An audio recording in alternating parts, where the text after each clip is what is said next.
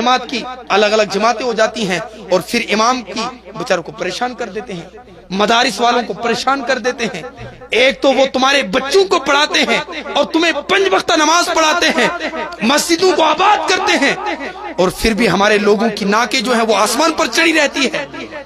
اس لیے آج ضرورت ہے کہ ہمارے علماء اسٹیجوں سے حق بیانی کریں، حق بات بیان کریں اور لوگوں کو اجاگر کریں، کیونکہ اگر ہم لوگوں کی چاپلوسی کرتے رہیں گے کہ فلاں صاحب ہیں، فلاں صدر صاحب ہیں، فلاں سیکرٹری صاحب ہیں، فلاں جنرل سیکرٹری ہے، ہوگا تو اپنی جگہ ہوگا، ہم اس کے غلام ہیں جو شریعت کا غلام ہے۔ لاجواب حضرت، بہت خوب۔ ہم اس کی بات مانیں گے جو شریعت کی بات مانے گا۔